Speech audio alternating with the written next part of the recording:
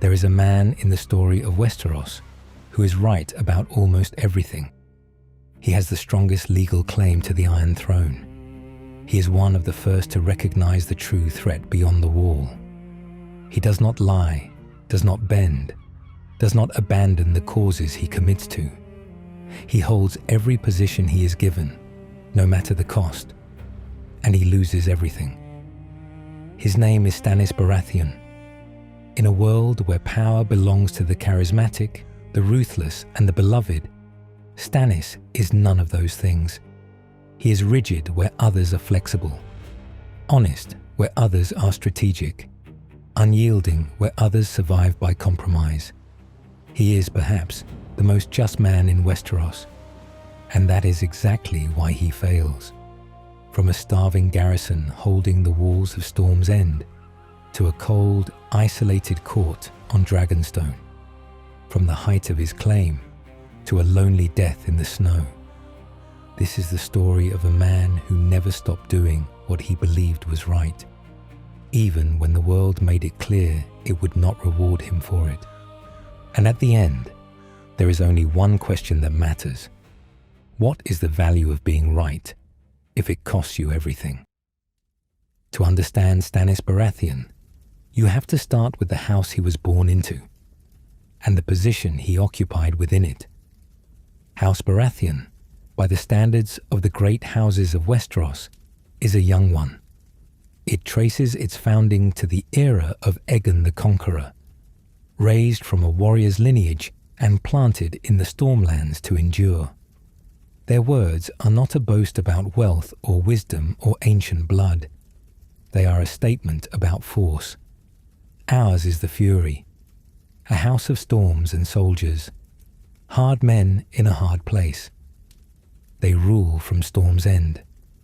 It stands on the cliffs above Shipbreaker Bay, at the southern tip of the Stormlands, and the bay beneath it is one of the most dangerous stretches of water on the eastern coast of Westeros. Ships have been going down in that bay for centuries. The rocks that line it are sharp and close to the surface, the currents unpredictable, the storms that roll in off the narrow sea sudden and savage. Sailors who know the coast give it distance. The castle above it does not flinch. Its great curtain wall is said to have been built with something more than stone and mortar, with old magic woven into the foundation, a ward against the weather that has kept it standing through storms that would have reduced any other fortress to rubble. It is exactly what the Baratheons are. Stannis is born the second son of Lord Steffon Baratheon and Lady Cassana Estermont.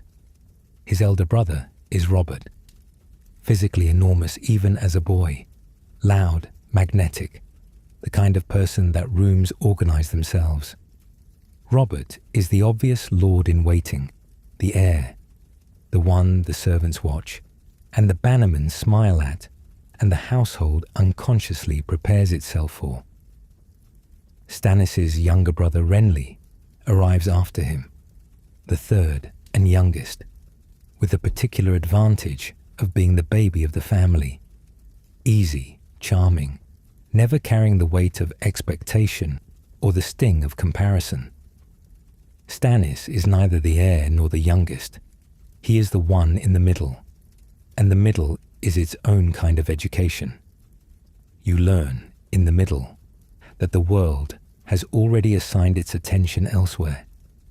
You learn that charm is something others have, not you, and that what you have instead must be built from harder materials. You are not going to inherit Storm's End. You are not going to be the golden child. You are going to be whatever the space between Robert and Renly allows you to become. And the space is narrow, and the walls are close, and the only way through it is to work. Stannis is still a child, perhaps 6 or 7 years old, when his parents sail east.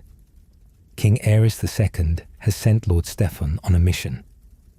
The king wants a bride found for Prince Rhaegar, someone of good blood from the free cities, a match worthy of the heir to the Iron Throne.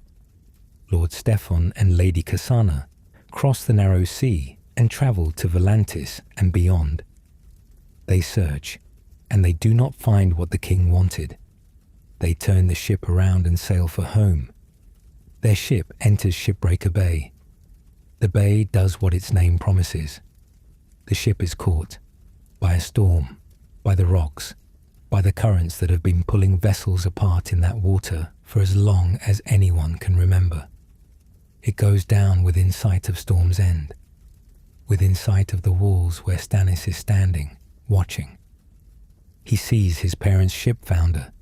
He sees it break apart on the rocks below the castle that bears his family's name.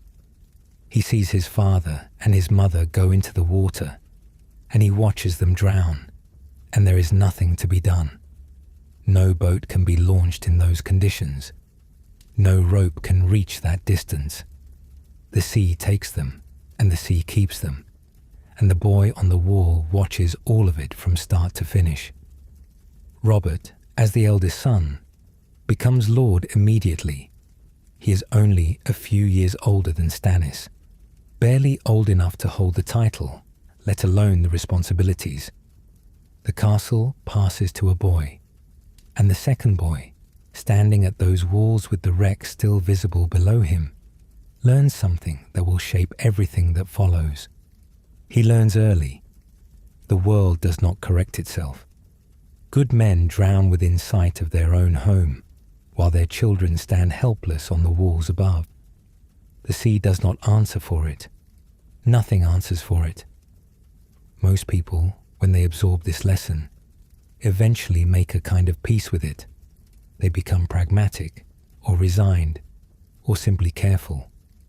Stannis does not make this peace. Instead, the lesson hardens into something else entirely. If the world will not enforce justice on its own, then someone must. If consequences do not arrive naturally, they must be imposed deliberately. If nothing goes automatically answered, then everything must be answered by hand, by a man willing to do the accounting no matter how uncomfortable the numbers. That is the foundation on which Stannis Baratheon is built. Not cruelty, not cynicism. Something closer to the opposite. A furious, lifelong insistence that no act, good or bad, should go unrecorded and unaddressed. He watched the sea commit something like murder and receive no punishment for it. He spent the rest of his life making sure that in every situation he controlled, that did not happen again. Whether this is admirable or tragic depends entirely on what the world around him is willing to provide. He is not an easy person. This is worth stating plainly, because the story of Stannis only makes sense if you understand what he actually is, rather than what you might wish him to be. He never develops warmth, nor cultivates charm. He has no gift for the social performance that oils the machinery of court politics. The laughter at the right moment, the flattery that doesn't feel like flattery, the careful presentation of himself that makes other people feel important. He cannot do any of this, and more precisely, he cannot make himself pretend to. He grinds his teeth. This is one of the small physical details that multiple people notice about him. A constant, unconscious grinding. The sound of a man biting down on everything he cannot say. It is the body making visible what the man will not. He is not cruel. A cruel man takes pleasure in the pain of others and uses his power to diminish people for his own satisfaction. Stannis believes that every action carries a consequence, and that withholding consequences is not mercy. It is its own kind of dishonesty. A debt unpaid is still a debt. An act ignored is still an act. He applies this standard to himself first. No exceptions on his own behalf. None for anyone else. This is the quality that makes him impossible to fully dismiss, even for the people who find him insufferable. He is not a hypocrite. In a world drowning in hypocrites, this is no small thing, and he respects competence over blood. In the rigid hierarchy of Westerosi society, where birth determines almost everything, your title, your prospects, your access to power and protection, Stannis is unusual in his willingness to look past it. A man of common birth who can do the job is more valuable than a nobleman who cannot. He will demonstrate this in the decision that will define his reputation more than any other. But that comes later. By the time Stannis is a young man, the kingdom is beginning to shake. Prince Rhaegar Targaryen has crowned Lyanna Stark, betrothed to Robert Baratheon, as Queen of Love and Beauty at a great tournament. What follows is a tangle of rumour and interpretation that the realm is still arguing about when the main story begins. Lyanna disappears. Brandon Stark, her brother, rides to King's Landing in fury and is arrested. Brandon is executed. Lord Rickard Stark, his father, comes south to answer for his son's actions and is burned alive in his own armour in the throne room of the Red Keep by a king who has decided that the law is whatever his madness makes it. Robert Baratheon calls his banners. It is not just a rebellion. It is personal. His betrothed is gone. His closest friend's father and brother are dead. And the king who did it is sitting in King's Landing behind the swords of the King's Guard. Robert will pull the whole kingdom apart to answer for it if he has to. Stannis is at Storm's End. He does not ride with Robert to the great battles. He is not at the Trident, where Robert will kill Rhaegar in single combat and essentially decide the outcome of the war. He is given a different role, a quieter one that history will almost forget, and that Stannis himself will never stop thinking about. He is told to hold Storm's End. The stage is set for the event that will define him more than any battle, more than any crown, more than anything that comes after. Not a victory, not a glory. A year of cold stone walls and shrinking rations and absolute refusal to break. And what that year costs him, and what it teaches him, and what it fails to give him at the end. Robert's rebellion is a war of famous moments. It has battles that become legend. It has a prince killed in a river by a man wielding a warhammer. It has a throne room full of blood and a kingslayer sitting in the seat of the king he just killed. It has Eddard Stark riding through the Dornish mountains to find his sister dying in a tower. These are the moments the songs reach for. These are the moments history remembers. The siege of Storm's End is not one of those moments. It happens in the margins of the rebellion, on the southern coast, far from the battles that decide the outcome. There are no songs about it. There is no great turning point, no single dramatic confrontation to hang a story on. There is only a castle and a garrison, and a young man told to hold his position while the rest of the world fought the war without him. It is the event that makes Stannis Baratheon who he is.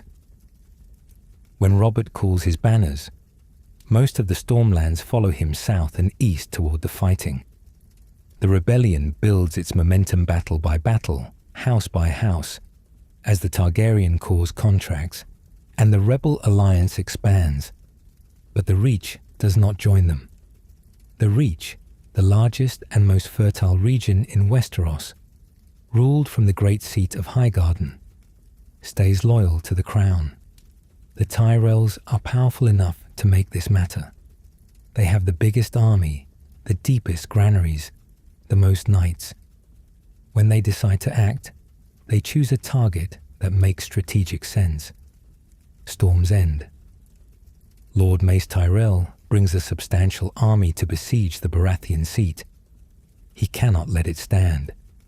An unsieged Storm's End could resupply the rebel cause, launch raids into Tyrell-held territory, serve as a base of operations for forces loyal to Robert. Mace Tyrell is not a brilliant commander. This is a description he will consistently earn across his entire career. But he understands the basics. Remove the threat. Contain what cannot be taken. The Red Wine Fleet from the Arbor, one of the great naval forces in Westeros, seals the bay. The Tyrell army covers the landward approaches. Storm's End is surrounded. Stannis is inside. He is barely into adulthood. He has never commanded a garrison through a sustained siege. He has a castle, a certain number of soldiers, and a dwindling supply of everything that keeps men alive. No terms, no envoys, no attempt to break through the Tyrell lines or sail past the Red Wine Fleet. Either would be suicidal. He does what Storm's End has always done. He holds. A siege has its own particular cruelty. It does not come at you with swords drawn and banners flying. It simply waits. It stands outside your walls and lets hunger and time do the work that armies cannot. The walls of Storm's End are legendary. The curtain wall is said to have never been breached, is said to have magic in its stone. No assault is going to break through it. The Tyrells know this. They are not trying to break the walls. They are trying to break the men behind them. The horses go first, killed and eaten, then the dogs, then the cats. The castle empties of its animals one by one. The rations shrink. The men grow thinner. Then they eat rats. There is a version of this story where we are told Stannis himself eats rats. Whether this is literally true or the kind of detail that accrues to a story over time, it carries its own truth about what the siege demands of its commander. He exempts himself from nothing. If the garrison eats rats, he eats with the garrison. He keeps the walls manned. He maintains discipline in conditions where despair would be the rational response. He will not allow the slow erosion of the siege to become the faster erosion of the garrison's willingness to hold. A different commander might have broken. From the pressure, from the helplessness, from the knowledge that the rebellion they are waiting for might never arrive. Stannis does not break. He endures with the same consistency he will bring to every hard situation for the rest of his life, and he asks his men to endure alongside him. The weeks become months. The months approach a year. Near the end, when starvation is no longer a distant threat, but an immediate one, when the men are genuinely weakening, when the garrison's ability to defend the walls is becoming a real question, a small boat appears in the darkness of the bay. Its pilot is a man named Davos Seaworth. Davos is not from the world of lords and knights and hereditary duty. He is from Flea Bottom, the poorest district of King's Landing. He grew up with nothing. He became a smuggler because smuggling was all that the world offered him. He is good at it, very good. He knows the coast of Westeros the way that only men who have spent their lives sailing those waters do. He has loaded his small boat with onions and salt fish. Not wine, not gold, not weapons. Food, the cheapest, most basic kind. The kind that keeps you alive without pretending to do anything more than that. He navigates the blockade in the dark. He reads the positions of the warships, finds the gaps between their patrols, moves through the water without light and without noise. No warship could do what he does. Warships are too large, too visible, too loud. But a single small boat, handled by a man who has been slipping past authority his entire life, can find the spaces between the nets.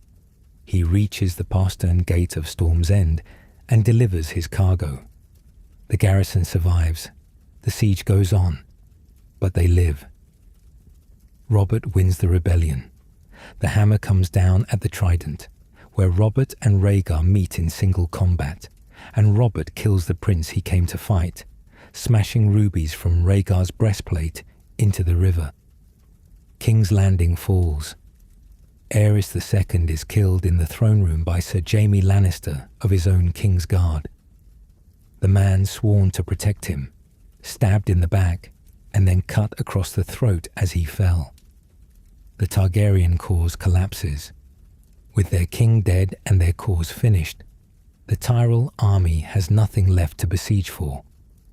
Mace Tyrell bends the knee to the new king. The Red Wine fleet withdraws from the bay. Storm's End is relieved. Stannis has held it for the better part of a year. His garrison is alive. The castle never fell. He did exactly what he was asked to do, exactly as completely as it could be done. Now comes the moment that reveals everything. Davos Seaworth comes to receive his reward. What Stannis does is this. He knights Davos. He grants him lands. He gives him a lordship. Raises a common-born smuggler from Flea Bottom to the nobility of Westeros. A thing that almost never happens. A thing that most lords of Stannis' standing would not dream of doing, and would not do even if they dreamed of it. He honors the debt publicly and completely. Then Stannis picks up a cleaver and personally removes the first joint of all 4 fingers on Davos's left hand. Not the thumbs, the 4 fingers. He does it himself. The reason, stated without apology or decoration. The knighthood and the lands pay the debt for the onions. That debt is settled in full. But Davos has been a smuggler for years before those onions. A lifetime of law-breaking. That debt is also owed. 2 separate debts, settled separately. Davos holds out his hand. He considers this fair, and says so. Not in that moment, because there is not much to say in that moment, but later, in the years that follow, when he wears the bones of those 4 fingertips in a pouch around his neck, his luck, his proof, because the smuggling made him a poor man's hero, and the fingers made him a lord. This is the clearest single window into how Stannis Baratheon's mind works. Not cruel.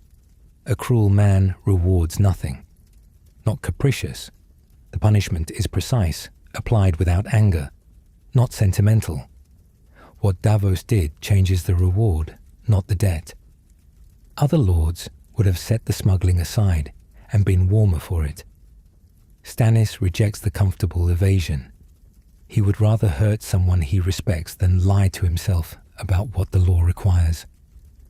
When the rewards of the rebellion are distributed, Stannis waits for Storm's End. He defended it. He starved in it.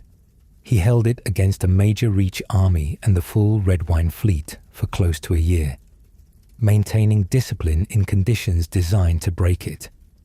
By any reasonable measure, by any measure at all, Storm's End is his. It is the ancestral seat of House Baratheon, and he has just proved himself more worthy of it than any Baratheon in living memory. Robert gives it to Renly. Renly, the youngest brother, the one who was at court during the war, who fought in no campaigns and survived no sieges, who was a boy while Stannis was eating rats. Robert gives the Baratheon seat to the child who played no part in saving it, and gives Stannis Dragonstone, the former stronghold of the dynasty they just overthrew, a Targaryen castle on a Targaryen island smelling of old enemies. Dragonstone is not nothing. It is a significant fortress, a seat of real power. Stannis knows this, but it is not what he earned. It is not what the logic of the situation demands.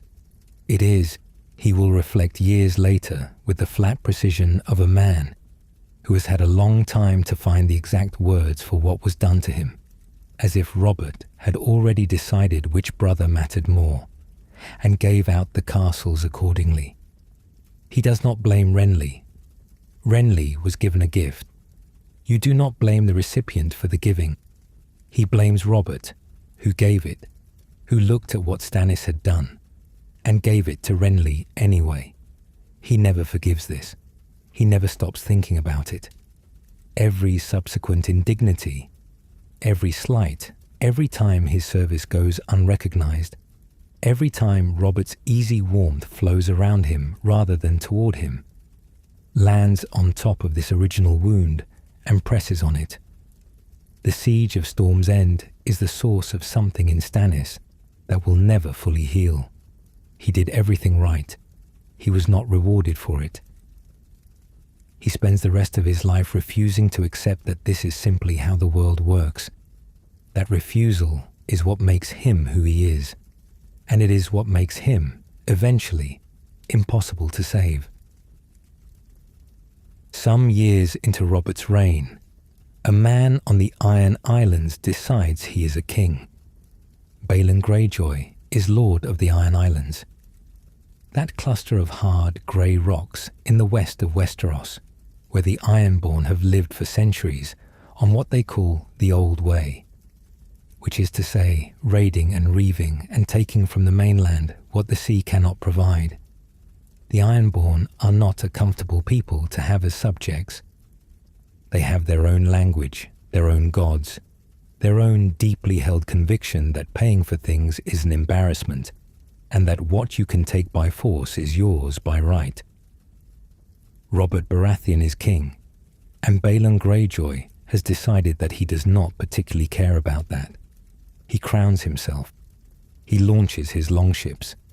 He burns the Lannister fleet at anchor in Lannisport Harbour. A devastating blow, destroying most of the Westerland's naval capacity in a single raid. His sons lead the assault. His banners fly over everything the Ironborn can reach by sea. Robert calls his banners. Stannis is given command of the royal fleet, what remains of it after Lannisport, supplemented and rebuilt as quickly as the realm can manage. This is the role he is most naturally suited to. Not the grand cavalry charge, not the heroic single combat, not the kind of warfare that produces songs and statues. Naval command, logistics, the meticulous work of moving men and ships and supplies across open water with enough discipline that they arrive ready to fight, rather than scattered and depleted. It requires the same qualities as holding Storm's End through a siege: patience, precision, the willingness to do unglamorous work without complaint and without recognition. At Fair Isle, off the western coast, Stannis engages the Ironborn fleet. The Ironborn are formidable sailors and fierce fighters, and their longships are fast and maneuverable. But Stannis has been preparing for this. He has studied the position, considered the approaches, and brought his fleet into the engagement on terms that give him the advantage he needs. The battle is decisive. He destroys the Ironborn fleet, shatters it, removes it as a fighting force. The naval war is over in a single engagement. The Ironborn no longer have the capacity to control the seas around their islands, to project force, to escape by water. They are contained. The land campaign follows. Robert leads the combined forces to the Iron Islands. Ned Stark is with him. They besiege Pike, the seat of House Greyjoy, and they take it. Balon bends the knee. His last surviving son, after the others die in the fighting, is taken as a ward by Eddard Stark, to be raised at Winterfell as a hostage against Balon's future loyalty. That boy is Theon Greyjoy, and his presence at Winterfell will matter greatly later in this story, though not in any way Stannis or anyone else can anticipate now. The rebellion is over. The realm is at peace again. Stannis goes back to Dragonstone. He receives no title for Fair Isle, no great reward, no particular recorded expression of gratitude from Robert, who has moved on to the next feast, the next hunt, the next distraction. Stannis has now been essential to 2 wars fought under the Baratheon banner, held Storm's End through a year of siege during Robert's rebellion, and destroyed the enemy's fleet to enable victory in the Greyjoy rebellion. And in return, he has received adequate compensation and no warmth at all. During these years across the stretch of Robert's reign, the 3 Baratheon brothers become fixed in their separate orbits. They share a name and almost nothing else. Robert grows into kingship the way a river grows into a flood. He expands to fill whatever space is available and then beyond it. He is too large for the role in every sense. Too physical, too loud, too hungry for everything that is not the paperwork of governance. He eats and drinks with a commitment that his body begins to record. He hunts with a recklessness that his men find exhausting to manage. He fills the court of King's Landing with noise and generosity. Renly grows up at court, which is to say he grows up in the environment best designed to produce exactly what he becomes. He is young and beautiful and socially effortless in the way that only people who have never had to try can be. He acquires allies the way certain people acquire friends, not through strategy, not through calculation, but through some quality of presence that makes others want to be near it. Stannis governs Dragonstone. He administers. He maintains the fleet. He keeps records and collects taxes and settles disputes and does every piece of work that a lord is supposed to do.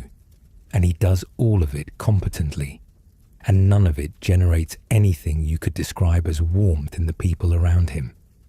His court is small. His social life is minimal. The men who serve him respect him and find him almost entirely impossible to love. The three brothers barely speak as years pass. They are not enemies. They have not fallen into open hostility. They are simply strangers who share blood. Three men shaped by the same family into such different forms that the family connection has become almost a bureaucratic fact rather than an emotional one. On Dragonstone, Stannis builds what passes for a private life.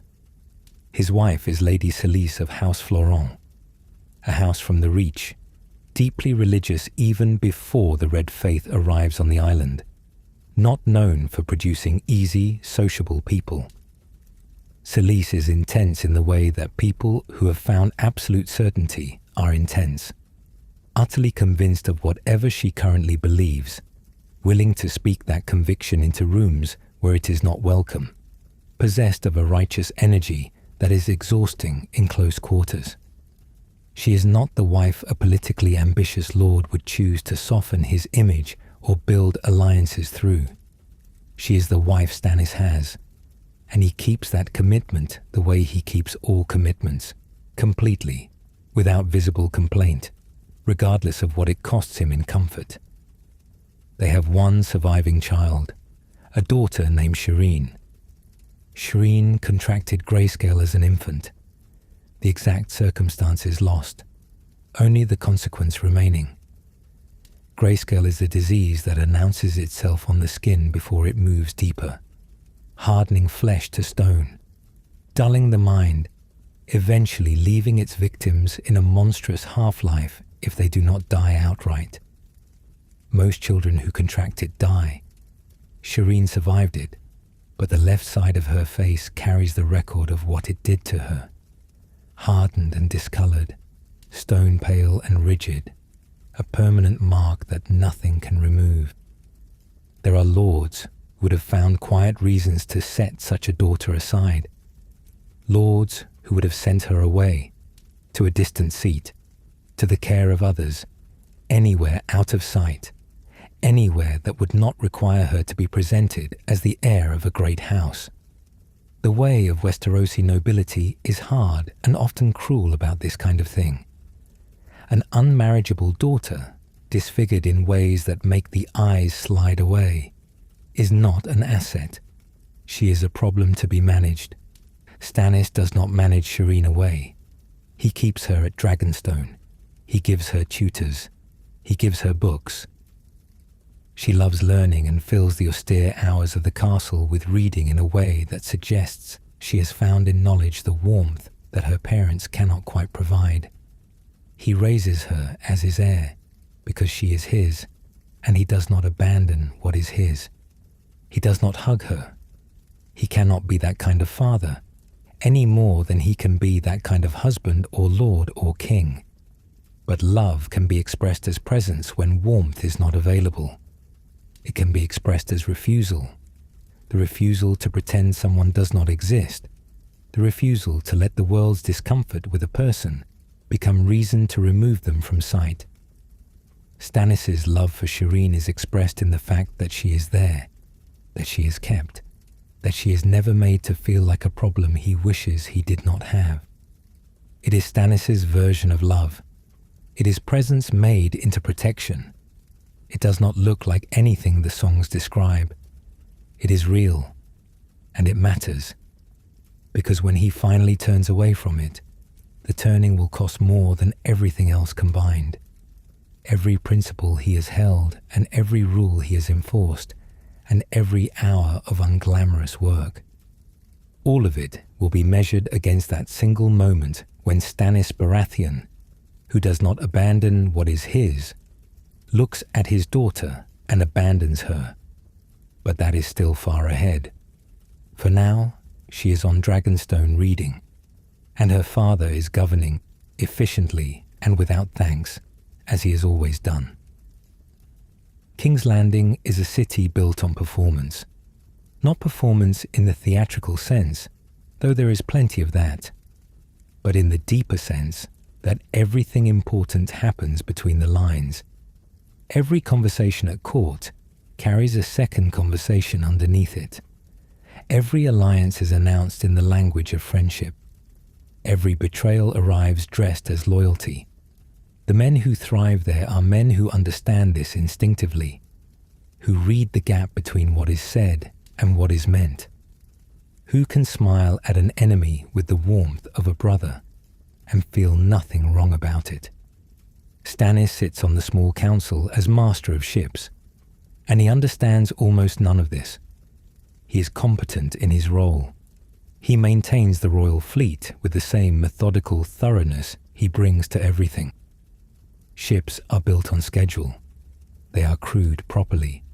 They are deployed effectively. The naval capacity of the Iron Throne does not decay or atrophy under his stewardship. He does his job. He notices when contracts for ship timber are awarded at prices above the market rate, and he investigates. He notices when grain deliveries to the fleet come up short of what the ledgers record, and he pursues it. He notices when the numbers do not add up, when the official record and the observable reality diverge, when someone in the chain of administration is taking more than their share and assuming no one is looking closely enough to catch it. Stannis is always looking closely enough.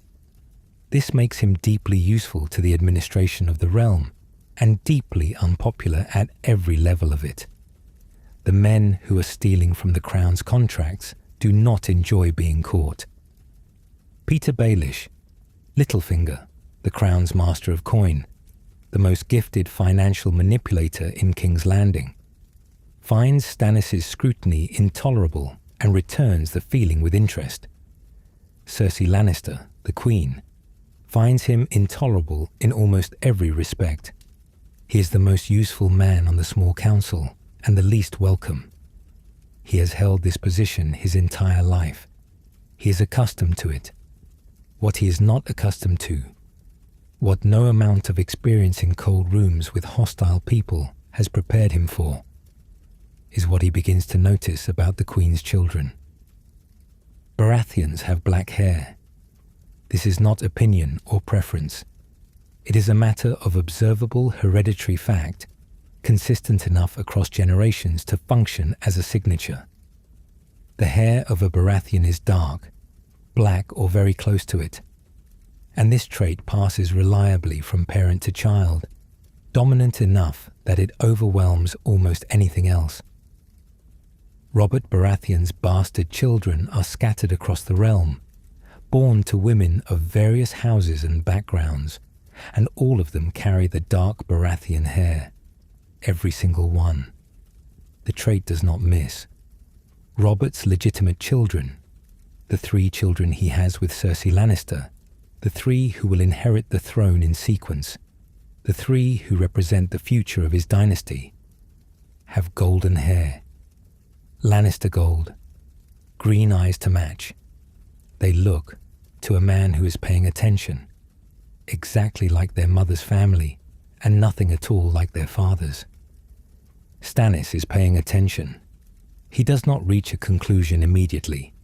He is not built for immediate conclusions. He begins, quietly and without announcing it to anyone, to look more carefully at the pattern. He examines the record of Robert's known bastards, their colouring, their features. He reads what histories he can find on the subject of hereditary traits in the great houses. He moves carefully, building toward a position he will not state until he can state it without possibility of refutation. He is not alone in this. Jon Arryn, the Hand of the King, the old lord who served as a father to both Robert and Ned Stark during their fostering at the Eyrie, is following the same trail. Jon has been examining the records of Robert's bastards, tracing their features, building a parallel case through different routes. The two investigations are running at the same time, on the same evidence, toward the same conclusion. The conclusion, when fully formed, is this: Joffrey, Myrcella, and Tommen are not Robert's children. They are the product of a relationship between Queen Cersei and her twin brother Jaime. The heirs to the Iron Throne are bastards born of incest. The succession of the realm is a lie. Jon Arryn dies. It happens suddenly. A brief illness, a rapid decline, a death that catches even those who were with him off guard. He has been pursuing the investigation. He has not yet committed his full conclusions to any document that survives his death. He is gone before he can act on what he has found. Stannis does not believe the illness was natural. The timing is too convenient. The circumstances suggest, to a man who is always looking carefully, that Jon Arryn was removed before he could become a problem. The truth about the succession is worth killing for. With Jon dead and his own investigation incomplete, Stannis does something that will look, in retrospect, like a catastrophic error of judgment. He leaves King's Landing and returns to Dragonstone without telling Robert of his suspicions. The decision haunts the story. He knows something catastrophic. He has seen enough of the evidence to be personally certain of what it means. And he says nothing to his brother, the king, the man most directly affected, the man who has the power and the cause to act on it, and goes back to his cold island to keep building the case. The honest answer is that Stannis will not make an accusation he cannot absolutely prove. He is not built for the half allegation, the suggestion that invites further investigation, the conversation that plants a seed without delivering a conclusion. He goes to Dragonstone to make the case irrefutable. While he does so, more time passes and more people die for it. His commitment to certainty before acting is one of his most principled qualities. Here it is also the flaw that costs him everything. He chose correctness over urgency, and the world did not wait. It is during this period, as Stannis withdraws to Dragonstone and the crisis builds toward its breaking point, that a woman in red appears on his island. Her name is Melisandre. She comes from Ashai, a city so far to the east that most people in Westeros have never met anyone who has been there. She serves R'hllor, the Lord of Light, a god of fire and salvation, worshipped in the eastern cities of Essos with a fervour that the seven-flavoured faith of Westeros rarely matches. R'hllor is not a god of comfort or tradition. He is a god of purpose. His followers believe the world is locked in a war between fire and darkness, between the Lord of Light and the Great Other, between life and death, and that this war is heading toward a final confrontation that will decide everything. Melisandre believes she knows who will fight that war for the side of light. She has read it in the flames. She has seen it with a certainty that does not waver, does not question, does not accommodate doubt. She has come to Dragonstone because this is where that person is. She believes it is Stannis.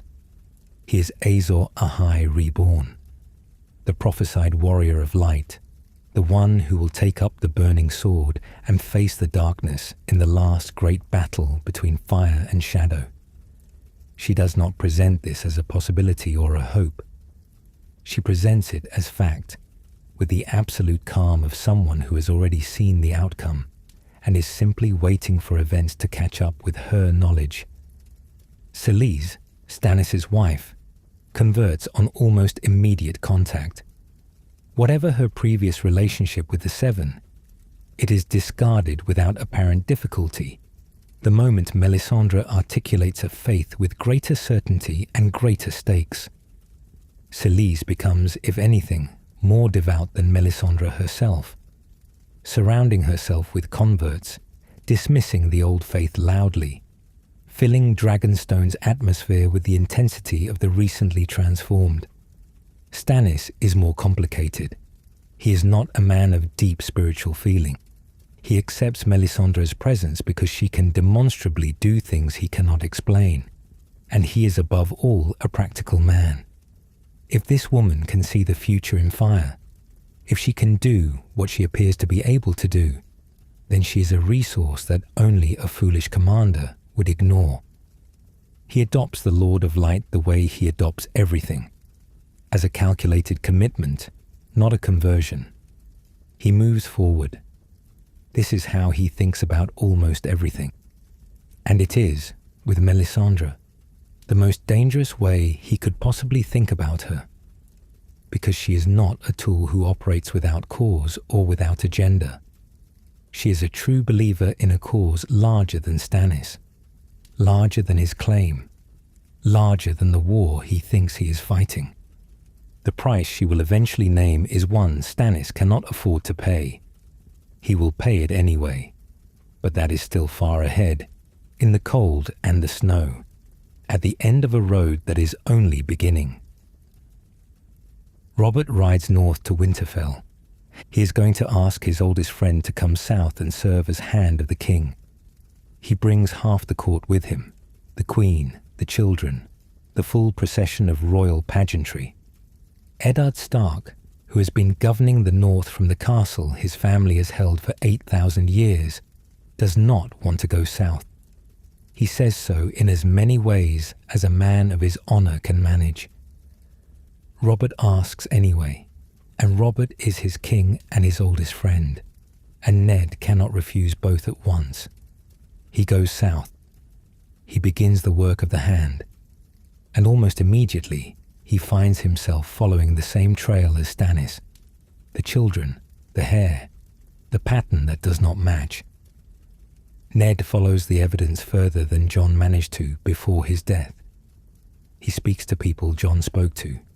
He examines records Jon examined. He reaches, by a different route, and with different documents, the same destination. Joffrey, Myrcella, and Tommen are not Robert's children. Stannis sends his letters. He has committed what he knows to writing. A clear, direct statement of the facts as he has established them. The letters go out from Dragonstone to the Lords of the Realm, to the Night's Watch, to whoever might receive them and act on them. The message is unambiguous. The Queen's children are bastards, born of an incestuous relationship that disqualifies them entirely from the succession. Under the law of inheritance that the Seven Kingdoms have followed for 3 centuries of Targaryen rule and the 17 years of Baratheon rule since, the throne does not pass to Joffrey on Robert's death. It passes to the next legitimate male Baratheon in line. It passes to Stannis. He is not making an argument. He is not asking for consideration or debate. He is stating what the law says and what the facts require, with the flat, undecorated precision of a man who has been building to this statement his entire life. The letters arrive in a realm that is not ready for them, delivered to lords who are not in a position to act on them, making a legal case that is entirely correct and almost entirely powerless. The Lannisters are in King's Landing, surrounding the throne, controlling the city watch and the court, and the access to the king. Stannis is on an island with a small garrison and no army. His truth weighs nothing against their proximity to power. The lords who receive the letters read them, consider their position, and make the calculation that most people make when truth and power diverge. They wait. Then Robert dies.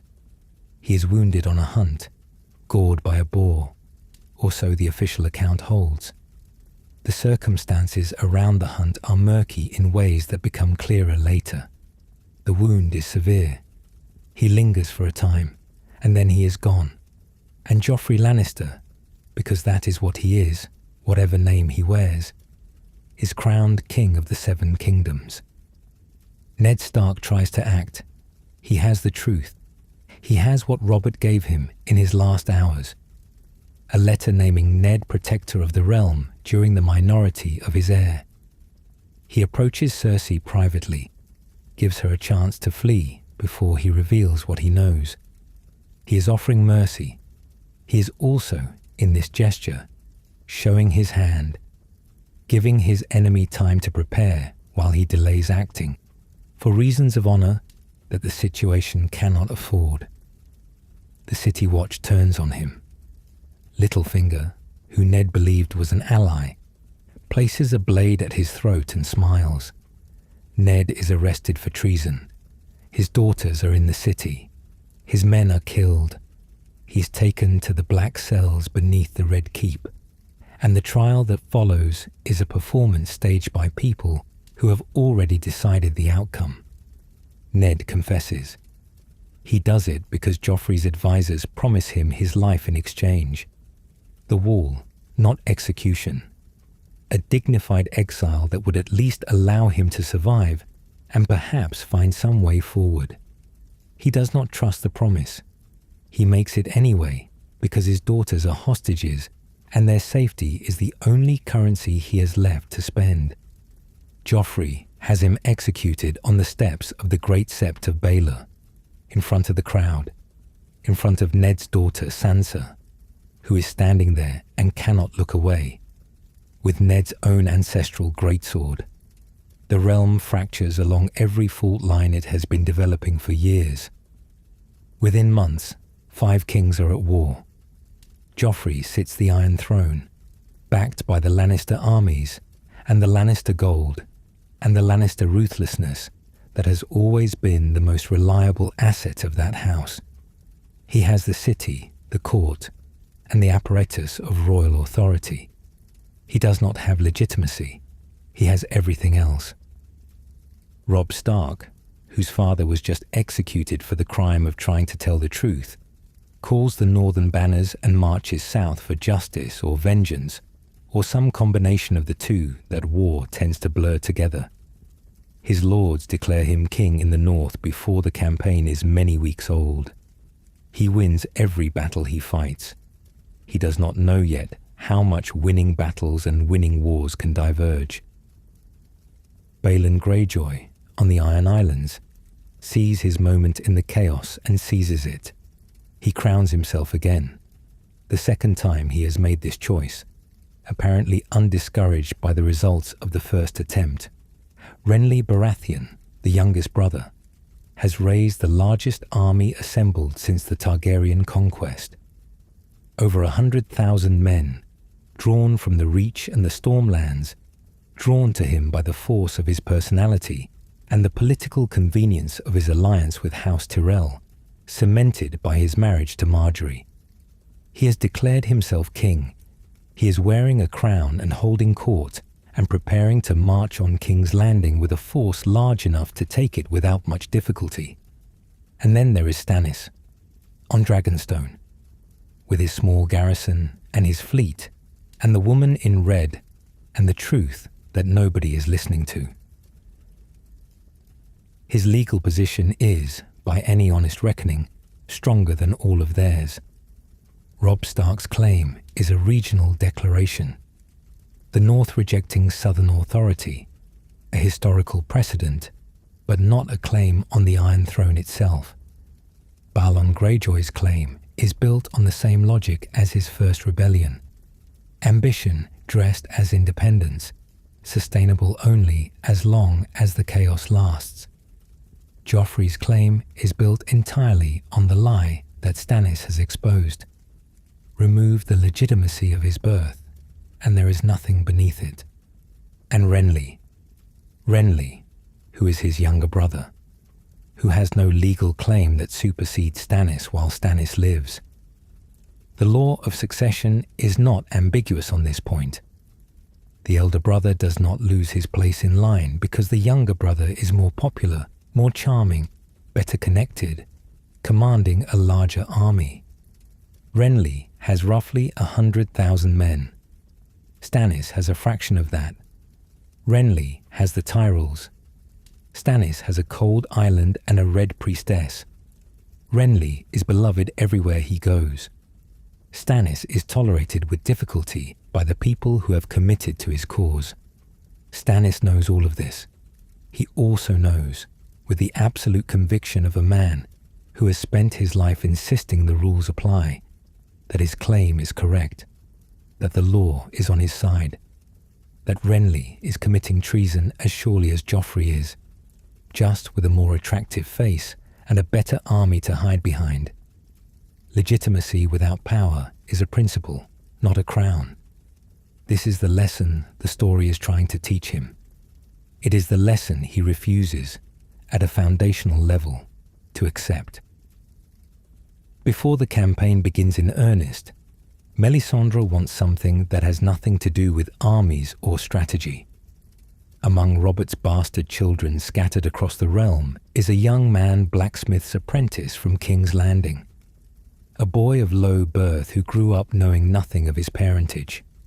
He has king's blood running through him whether he knew it or not. Melisandre finds him. Stannis allows him to be brought to Dragonstone.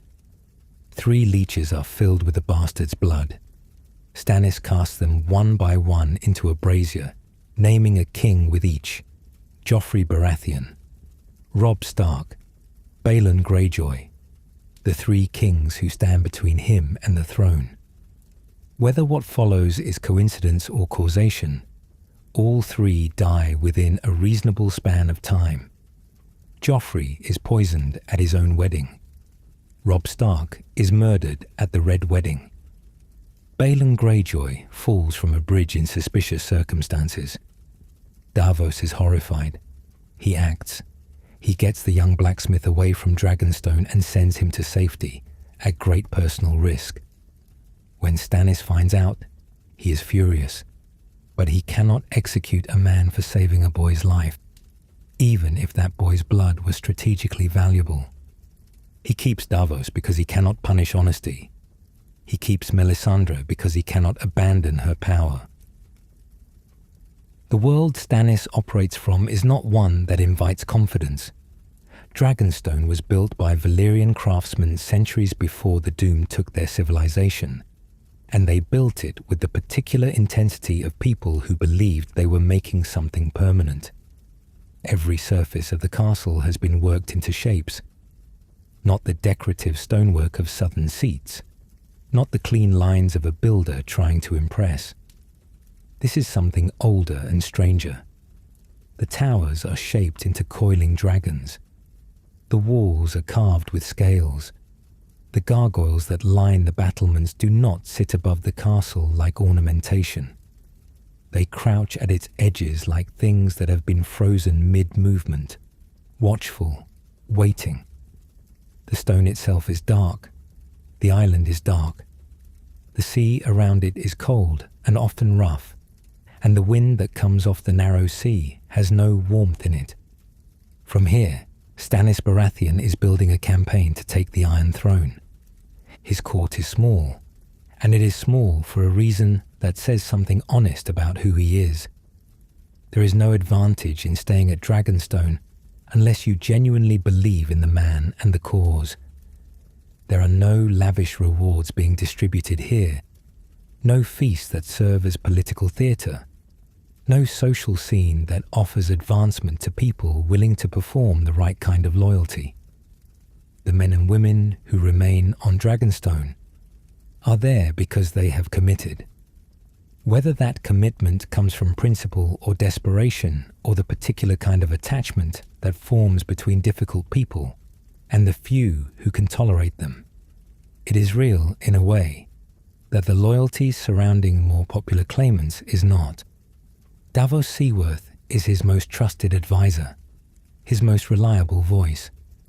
Davos is the only person in the castle who speaks to Stannis with complete honesty, who disagrees with him openly when disagreement is warranted, who brings the perspective of the world outside noble halls into conversations that would otherwise be entirely internal to the logic of the powerful.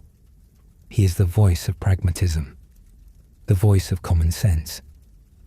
Stannis' wife has surrounded herself with her queen's men, a circle of Ruller converts who fill the castle's atmosphere with the particular intensity of the recently transformed.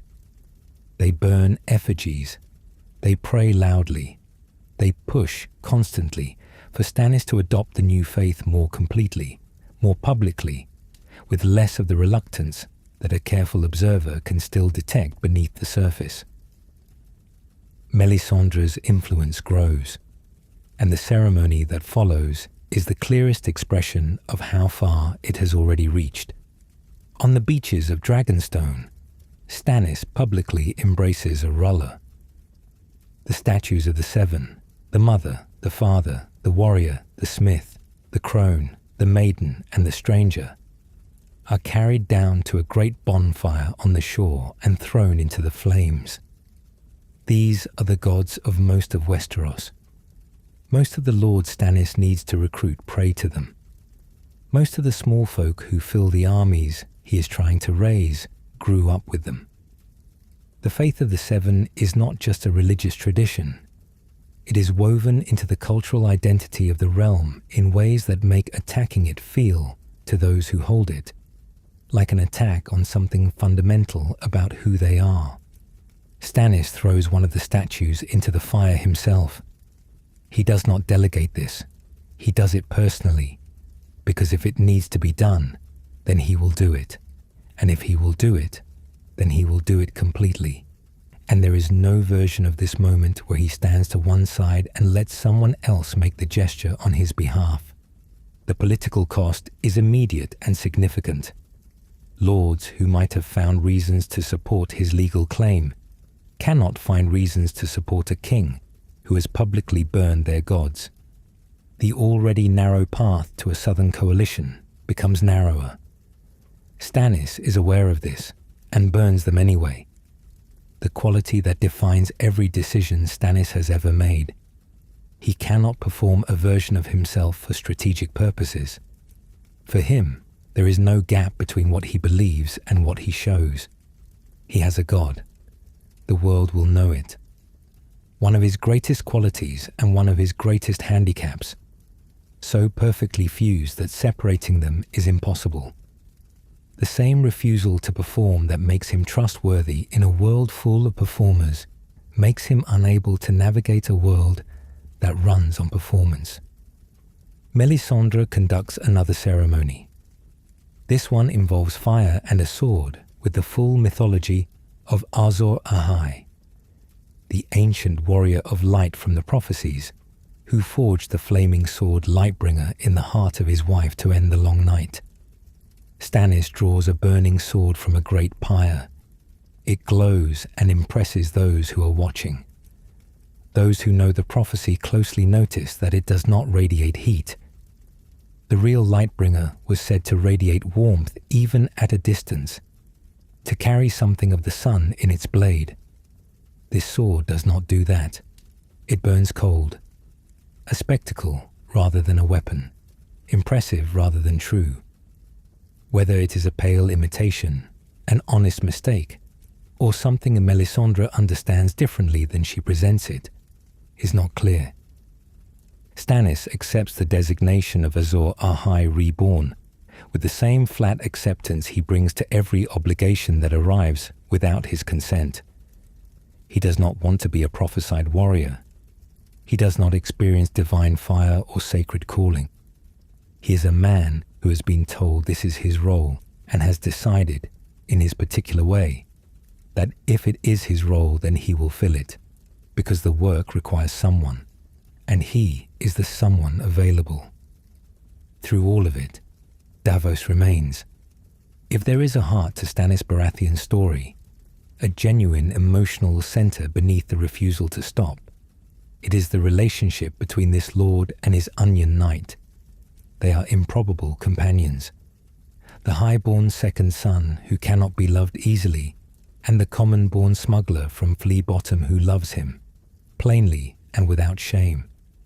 His opposition is consistent. The path being taken will cost more than it is worth. The means are corrupting the cause. He makes these arguments in rooms full of people and in private, and he does not soften them or retreat when Stannis' jaw tightens and the grinding of teeth becomes audible. Stannis' regard for Davos is expressed in a way that is remarkable for this man. He acknowledges plainly that Davos is the most honest person in his orbit, and that his honesty is the reason he is kept rather than the reason he is removed. Most kings would have had Davos executed for his frankness long ago. Stannis keeps him precisely because no one else in the court tells him what is actually true. It is the closest Stannis gets to friendship, not warm on the surface, completely real underneath. The tension it creates between Davos's insistence that the means matter, that you cannot become what you fight without losing the fight, and Melisandre's insistence that results are what the Lord of Light demands, is the tension that will structure everything that follows. Stannis hears both of them. He chooses each time, based on what is directly in front of him. He is heading into a war. The question of which voice he listens to will determine not just whether he wins, but whether, at the end of it, there is anything left of him worth saving. Renly Baratheon has built something extraordinary. In the months since the realm fractured and 5 kings declared themselves, Renly has assembled the largest army anyone in living memory has seen on a single field. Over 100,000 men, the combined hosts of the Reach, the most populous and wealthy region in Westeros, brought in under House Tyrell's banner in exchange for Renly's marriage to Marjorie. The Stormlands follow him too, the lords of his own region, the men who grew up knowing the Baratheon name and chose the Baratheon they actually liked.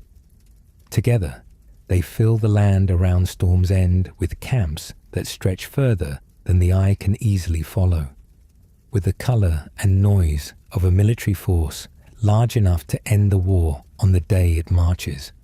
Renly is at the centre of it, the way he has always been at the centre of things.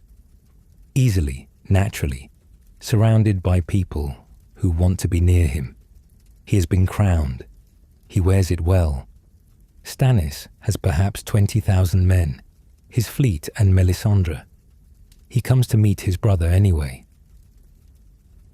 The meeting takes place near Renly's enormous camp, in the open air between the two forces. Catelyn Stark is present. She has come south to treat with Renly on Robb's behalf, seeking an alliance between the king in the north and whichever southern king proves most viable. She watches what follows from the side. Stannis arrives with his small council.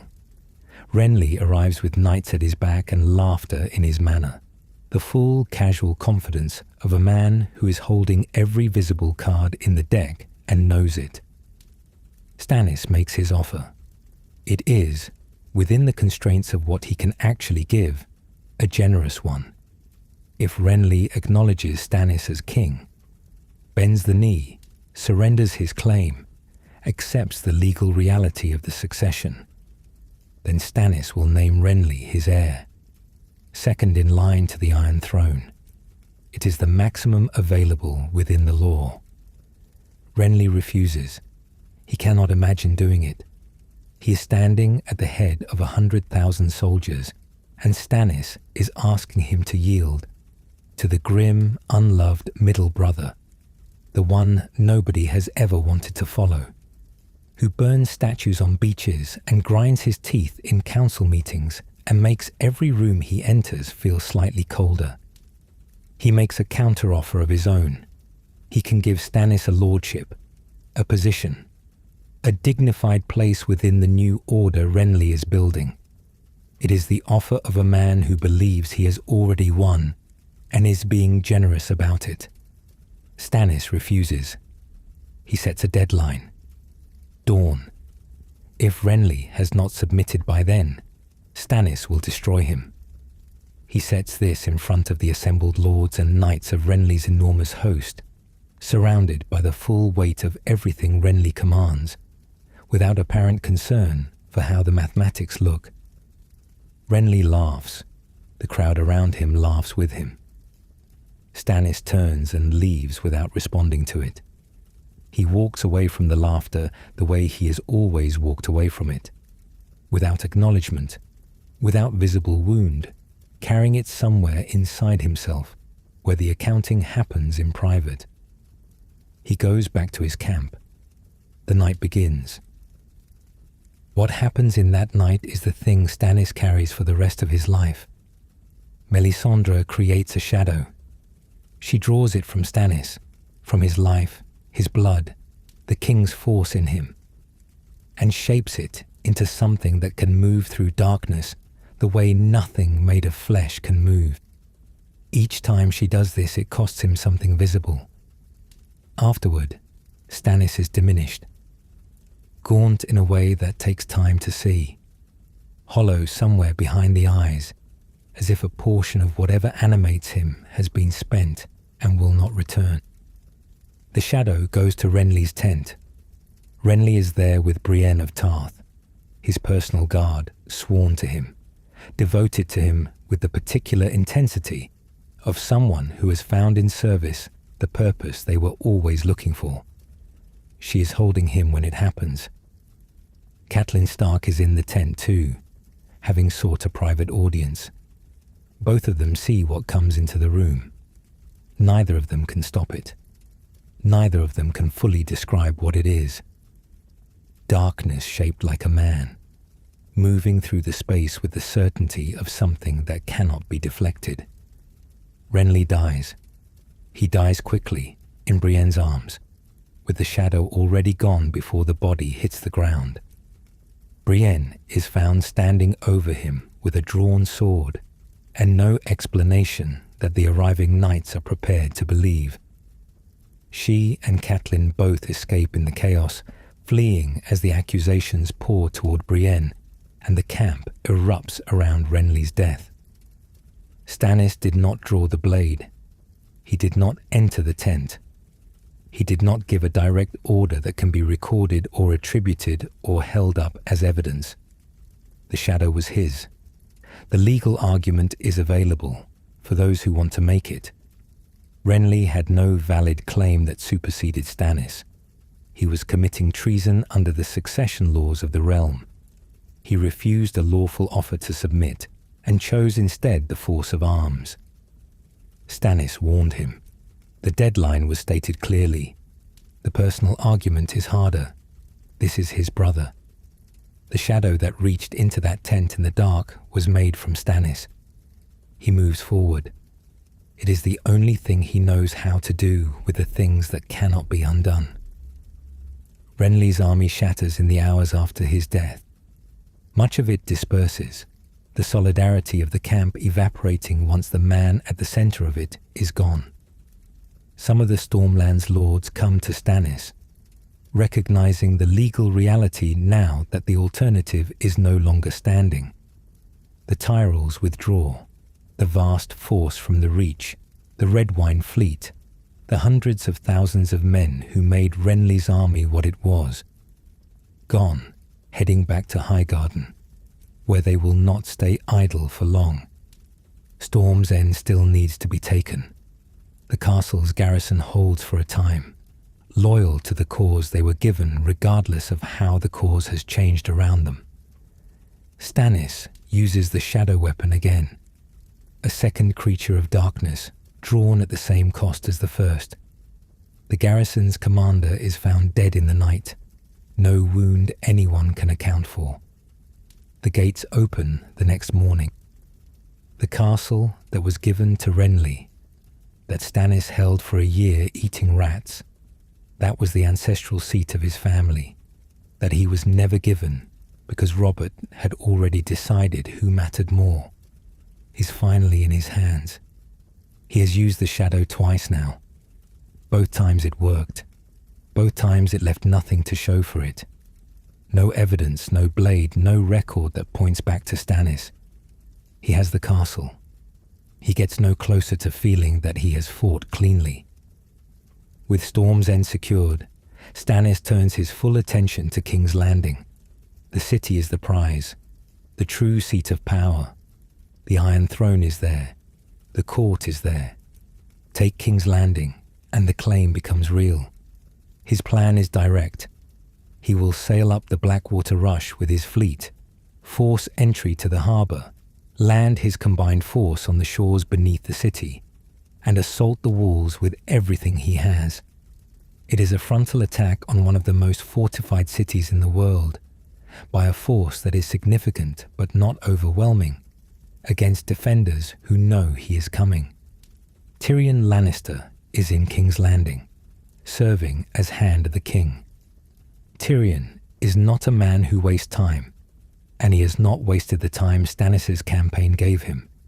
He has been preparing, studying the approaches, thinking through the problem of a naval assault, and arriving at solutions that are creative enough to suggest a level of tactical imagination that Stannis' own intelligence will respect even as it destroys his fleet.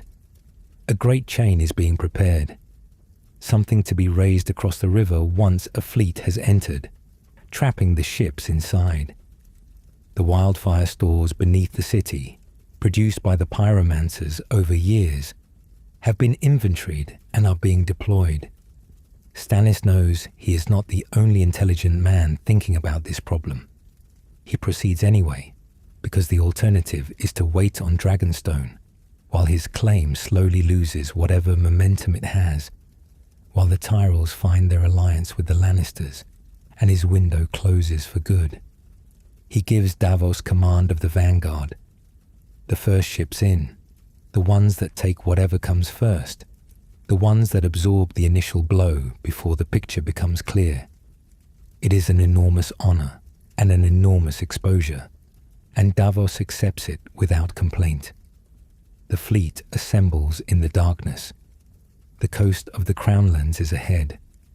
King's Landing is just upriver. The most important battle of Stannis Baratheon's life is about to begin. The night before the battle, Stannis speaks to Davos. Not about strategy, not about the chain Tyrion has been building across the river, which his scouts have reported. Not about the deployment of the fleet or the sequencing of the shore assault, or any of the dozen tactical questions that a commander on the eve of his most important battle would normally be absorbed by. He speaks to Davos about Renly. He does not justify what was done. He simply acknowledges, in the flat, accounting way, that is the only emotional register he has fully available to him, that he was not a good brother, that he did not give Renly the affection a brother deserves, that whatever Renly became, and whatever the shadow in the tent was, the record between them was already uneven before the end came. He does not ask for absolution. He does not frame it as confession or grief. He states it the way he states everything, as a fact he is assessed and found accurate, acknowledged and carried forward. Then he closes it. It is as close as Stannis Baratheon ever comes to grief. The fleet enters the bay. Davos leads the vanguard ships upriver, the first vessels in, pushing toward the city. Behind him, the rest of the fleet follows, filling the river mouth. the largest naval force Stannis has assembled. The chain rises. It has been lying on the riverbed. A massive iron construction stretched between two great stakes on either shore, waiting. When the signal is given, it is hauled up from the water and locked into place, and Stannis' fleet is inside it. The ships that are in the river cannot get back out. The trap is set. Then the wildfire. A single vessel, loaded with the alchemical compound that burns green and catastrophically hot, is sailed into the center of the trapped fleet. The ship reaches the center of the fleet, and the wildfire ignites. The explosion is not a battle event. It is a catastrophe. Green fire erupts in a column that lights the entire river, visible from the walls of the city, visible from miles away, casting everything in the color of something wrong. Dozens of Stannis' ships are engulfed immediately. The ships that are not destroyed in the initial blast are burning. The river is burning. Men are in the water, and the water is burning around them. Davos' ship is in the vanguard. It is close to the source. It is destroyed. His sons are commanding other vessels nearby. They die in the fire and the water. Davos himself is thrown clear of the wreckage, badly burned, barely conscious, clinging to a fragment of hull in the burning river. He stays alive through no quality beyond the stubborn refusal to let go that has characterized every hard moment of his life. He floats whilst the battle continues without him. Stannis sees the fire from the shore. The green light of the wildfire paints everything around him. He sees his fleet burning. He understands, in the rapid tactical assessment of a man who has been thinking about naval engagements his whole adult life, exactly what has happened and what it means for the battle he planned. He does not hesitate. He lands his forces on the Blackwater shore, under arrow fire, under whatever the city's defenders can direct at men climbing out of boats onto a hostile beach. He brings his soldiers to ground and points them at the walls. He is among the first. He leads from the front because he cannot ask men to go somewhere he will not go himself. The siege ladders go up against the walls of King's Landing. His soldiers climb. They take fire from above, arrows, rocks, anything the defenders can drop or shoot. And they climb anyway, because Stannis is climbing, and the momentum of his presence is carrying men up ladders they would not climb for a more distant commander. Sections of the wall fall to his forces. For a genuine moment, with the wall partially in his hands and his forces pouring through the breach, the battle might turn. The city is not yet his, but it is within his reach. Tyrion leads a sortie from a postern gate, a counterattack straight into the flank of Stannis' force on the shoreline, disrupting the supply of men moving from the beach to the ladders, breaking the rhythm of the assault. At the moment, it most needs to sustain itself. It cost Tyrion's group dearly. It works. Stannis pushes harder. He is on the walls, in the fighting, ordering the assault forward with the absolute refusal to stop that has defined every hard situation of his life. His commanders physically drag him back. It takes more than one of them. They pull him off the walls by force, protecting him from his own unwillingness to retreat. And they are right to do it, and he never quite forgives them for being right. Then the horns sound from the south. The Tyrell army has arrived. Littlefinger has brokered the alliance. The Tyrells will have their connection to the throne. And Lord Mace Tyrell, who once sat outside Storm's End for a year and accomplished nothing, will ride into King's Landing as a hero. The newly arrived force slam into the rear of Stannis' army. Fresh soldiers, full of energy, striking men who have been fighting and dying for hours against the city walls. Stannis' force is caught between the defenders on the walls above and the Tyrell assault behind them. The army breaks. The cohesion of the force is gone. And once cohesion goes in a battle, it does not come back. The rout begins. The campaign that Stannis has spent years building. The army that was his best and perhaps his only real chance at King's Landing shatters in hours. His commanders get him off the shore. He is alive. The army is not. The fleet is largely fire and debris. The campaign for King's Landing is over. He returns to Dragonstone. He does not collapse or look for a scapegoat. He accounts for what happened and begins, with the same methodical process he brings to everything, to think about what comes next. He is furious with Melisandre. This is one of the few moments where the fury is visible rather than contained.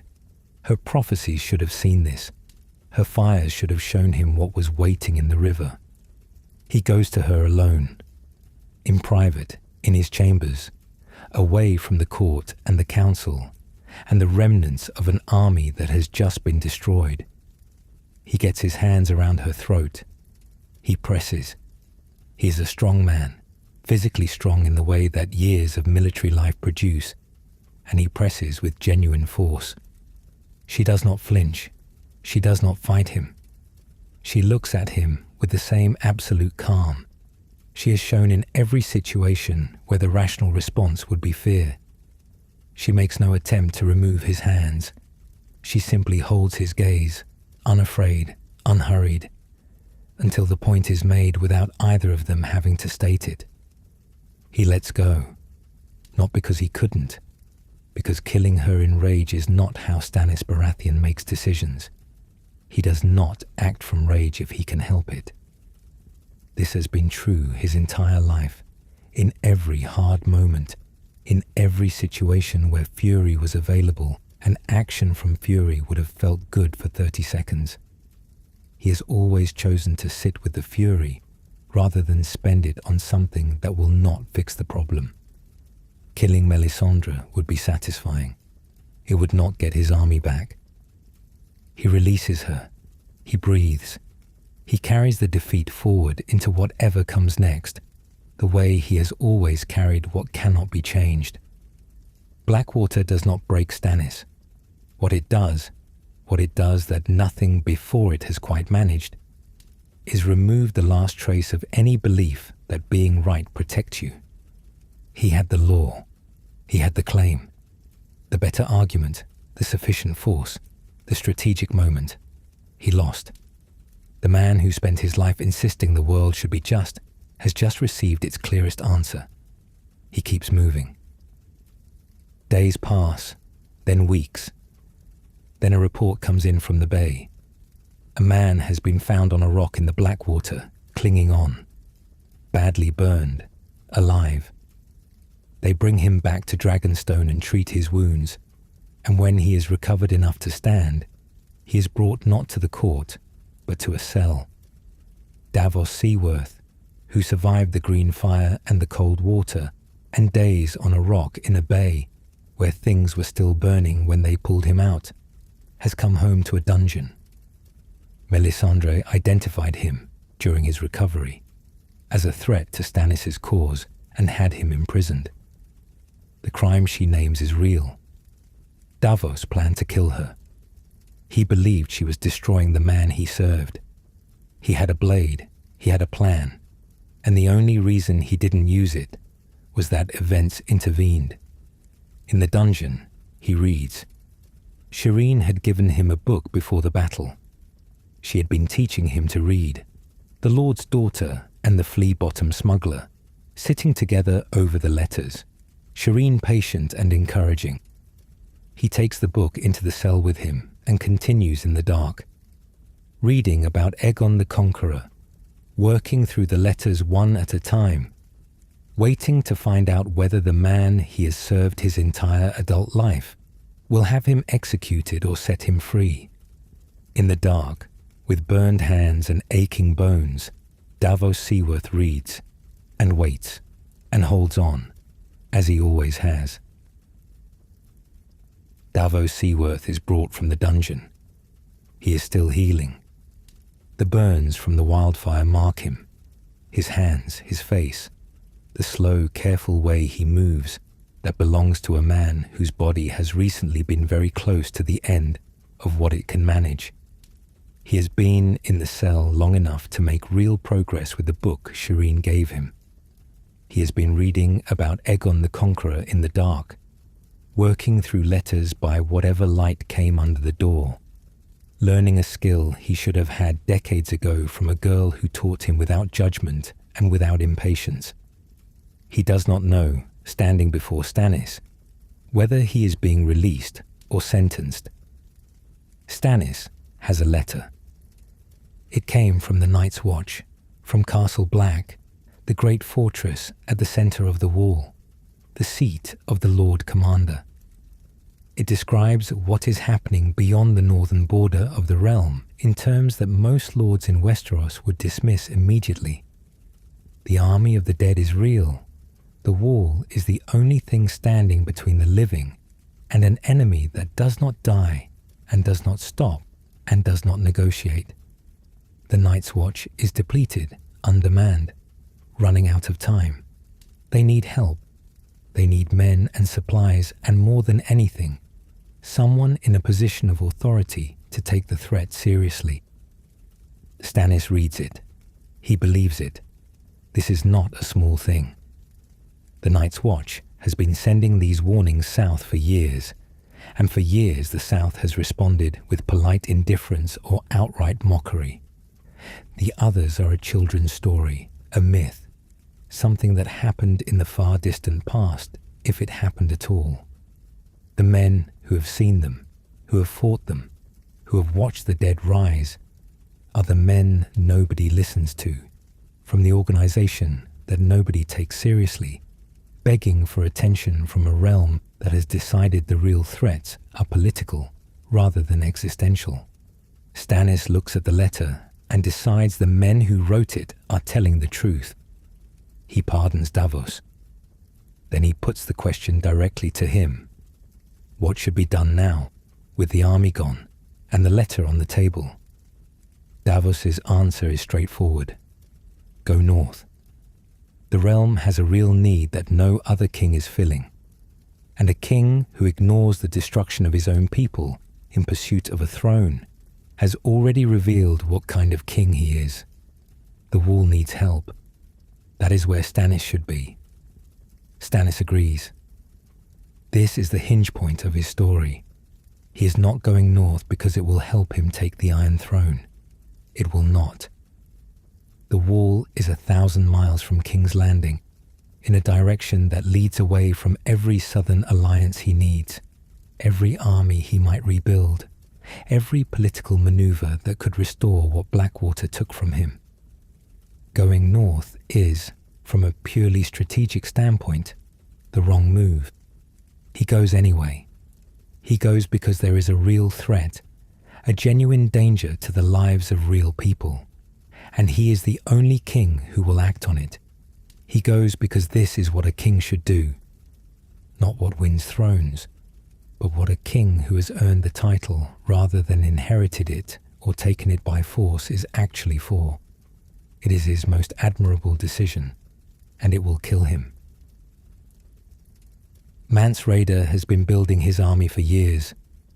The king beyond the wall, a former man of the Night's Watch, who deserted and went north to become the leader of the free folk, has gathered over 100,000 people and marched them south.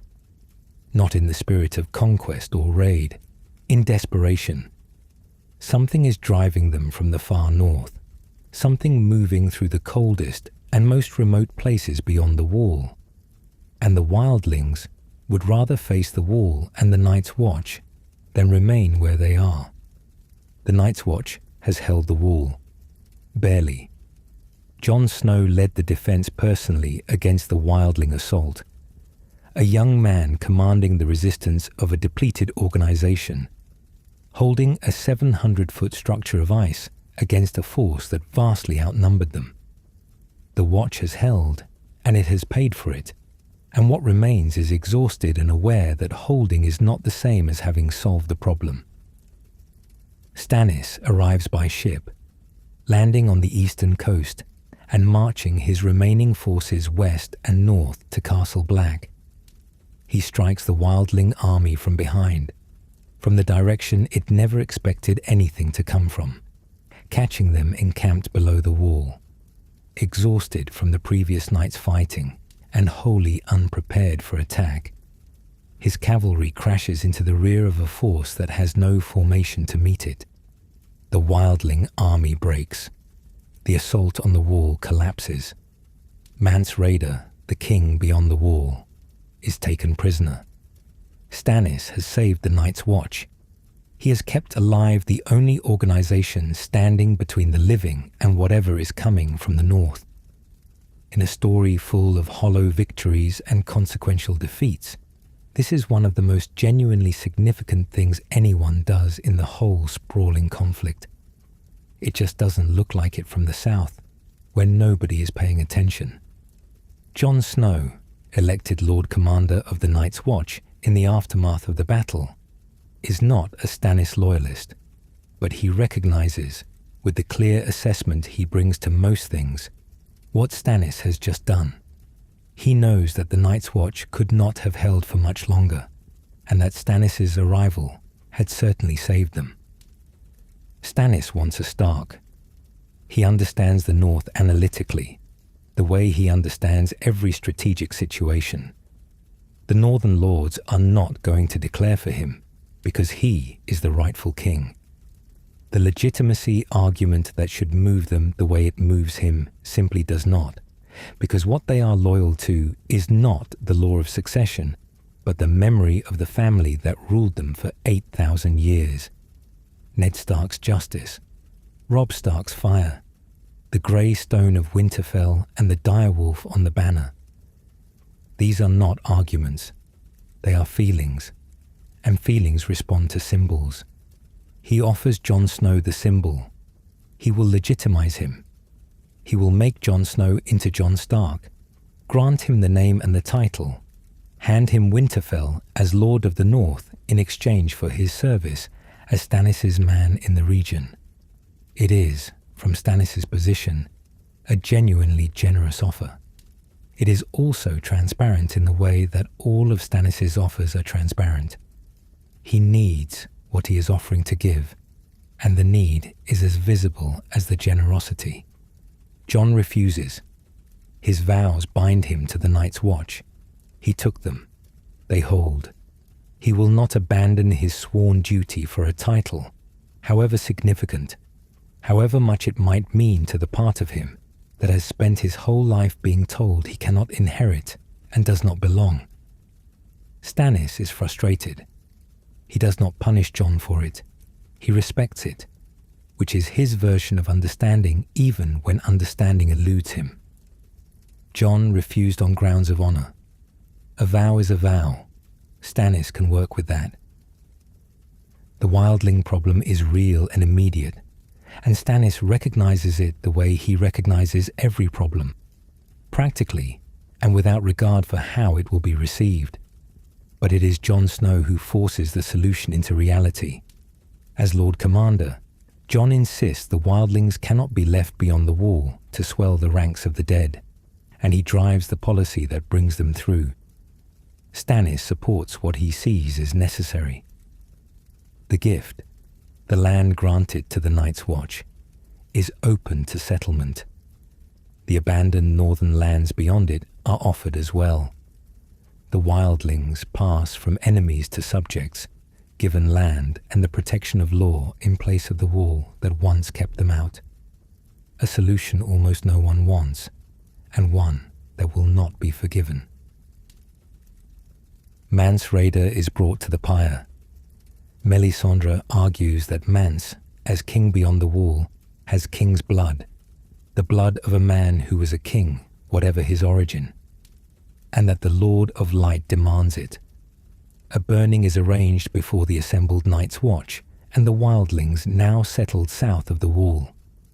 The purpose is clear: a demonstration, a sacrifice, a signal to the wildlings that their king's cause is finished, and a new power has replaced it. Jon Snow watches Mance burn and cannot let it continue. He fires an arrow into the flames, a single shot, killing Mance before the fire can do its work slowly. It is mercy. It is also a direct contradiction of Stannis' orders, a refusal to let a man die in agony for Stannis' purposes, and a visible declaration that Jon Snow's understanding of what duty requires is different from Stannis'. Stannis is angered, but he recognizes what the gesture reveals, not insubordination for its own sake, but a principled refusal. He and Jon have more in common than either of them fully acknowledges, and less than either of them would like. The Boltons hold Winterfell. Roose Bolton, the Lord of the Dreadfort, the man who drove his sword into Robb Stark's heart at the Red Wedding, has been rewarded by the Iron Throne with the title of Warden of the North. His son Ramsay has secured Moat Cailin and controls the main southern approach into the north. The Boltons now sit in the castle that was Stark for 8,000 years, fly Bolton banners above its towers, and govern the north with the backing of Lannister authority. They have done nothing to earn this. They earned it through betrayal, through the systematic murder of men who trusted them, at a feast, in violation of guest right. Stannis cannot take the Iron Throne from Castle Black. He cannot govern a kingdom from the Wall. He needs the North, and the North runs through Winterfell, and Winterfell belongs to the Boltons. He begins to plan. The Northern Lords are waiting, not openly, not with declarations of support that the Boltons could use to justify reprisals, but waiting in the way that people wait when they have not forgotten what was done. The North remembers. The phrase moves through the region in whispers, from house to house, in the conversations that happen late at night when no one connected to the Dreadfort is listening. Stannis is the only king in the field who might give those whispers something to coalesce around. He has the Wall behind him, the Night's Watch provisionally alongside him, and enough wildling soldiers now settled in the gift to matter on a battlefield. He needs the Northern Lords themselves. To get them, he needs to show he can fight the Boltons, win, and hand them back the thing they actually want. He does not have a Stark. He has a plan. He has an army gathering from the fragments of Northern loyalty, piece by piece, in the cold. It will have to be enough. Roose Bolton currently sits in Winterfell with Lannister backing, and the precedent of the Red Wedding keeping the Northern Lords very carefully in their seats. Supporting Stannis means open rebellion against the Iron Throne and the most powerful military force in the south. Supporting the Boltons means accepting the men who murdered their king. Many houses are privately loyal to the memory of the Starks. This loyalty cannot be declared openly. The phrase moving between them is quiet and resistant and old. The North remembers. It circulates at tables where the talk is careful. Stannis needs a Stark to capitalize on that loyalty, but he does not have one. What he has is the Wall at his back, and a campaign that must justify itself on its own terms, house by house, victory by visible victory. He begins with what is directly in front of him. The Ironborn have been using the chaos of the War of Five Kings to extend their reach on the western coast of the north. While the great lords fought each other in the south, Ironborn raiders moved into territory the fighting had emptied. One of those positions is Deepwood Motte, the seat of House Glover, a modest castle, not strategically decisive in itself, but symbolically significant. It is the home of a northern house taken by foreign raiders, and the northern lords who are watching Stannis from behind their careful silence are watching to see what he does about it. He marches from the Wall and takes it back. House Glover is grateful. They are also honest. They want a Stark. Their loyalty goes to the family that ruled them for 8,000 years, and while they appreciate the castle back, Appreciation is not the same as declaration. Stannis accepts this without visible bitterness. He is not surprised. He moves on. But the message has gone out to every castle in the north whose lord is watching and waiting. Stannis is in the north. He is not on an island in the narrow sea, building a legal case. He is here, in the cold, fighting for territory that the northern lords care about, against enemies they have been unable to dislodge themselves. The campaign needs gold. Stannis has been at war for a long time. Wars are expensive in ways that erode resources faster than most lords anticipate, even when they anticipate it carefully. He has paid for ships and men and supplies across years of campaign, and what remains of his treasury is not adequate for what comes next. He sends Davos to Braavos. The Iron Bank of Braavos is the most powerful financial institution in the known world. It has been lending money to kings and lords for generations, and it has a reputation for collecting on its debts that has become so consistent it functions as legend. The Crown of Westeros owes the Iron Bank substantial sums accumulated during Robert's reign, borrowed to cover the expenses of a king who spent extravagantly and governed carelessly. Davos makes the argument in the direct, unadorned manner that he brings to everything. The Lannisters owe the Crown's debts and will not repay them on any honest timeline. Stannis, as the rightful king, would honor the Crown's obligations. He has demonstrated throughout his life that he pays what he owes. More practically, he is alive, he is fighting, and he has just preserved the organization standing between the living and whatever is coming from the north. He is the more reliable investment. The Iron Bank agrees to support Stannis. It is one of the most significant strategic developments of the Northern Campaign, and it belongs entirely to Davos. Stannis understands that thrones require gold as much as they require swords. What he also understands is that he cannot be the one to walk into the Iron Bank and make that argument. He cannot bring people to his side through warmth or charm. Davos, common-born, blunt, entirely credible. The most trusted man in Stannis' service unlocks the money that the least trusted man in King's Landing cannot. The army that assembles for the march on Winterfell is built from pieces. The mountain clans of the north, the Flints, the Norries, the Wolves, the Littles, send men. These are not the great houses, not the powerful lords with vast armies. They are hard men from hard places, clans who have been paying a blood price to wildling raiders for generations, who resent the Boltons without having had the power to do much about it, who would rather fight under a foreign king who came north when no one else would, than continue bowing to the murderers of their own king. House Mormont of Bear Island declares for Stannis. Bear Island is a small place. Its declaration brings a modest number of soldiers, but it brings a name that carries weight, the same fierce loyalty that has defined the Mormonts across the ages. The army is growing, not into the great host that Renly commanded, not into anything that could meet the Boltons on open ground with confidence of victory in a straight engagement, but growing from scraps of northern loyalty and Iron Bank gold and the respect of men who have watched Stannis come north and stay north and keep fighting when the rational choice was to go home. The march south begins in autumn. The plan is direct. Move on Winterfell before the Boltons can consolidate their hold. Strike while the northern lords are watching to see who will act. Take the castle and the title before winter makes the roads impassable. Then winter arrives early.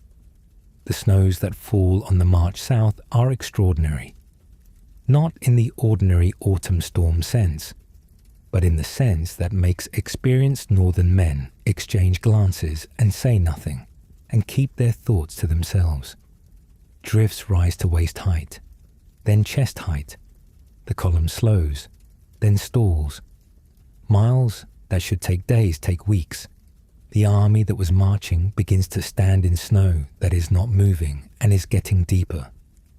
Progress becomes a thing measured in hundreds of yards rather than miles. Then it stops entirely.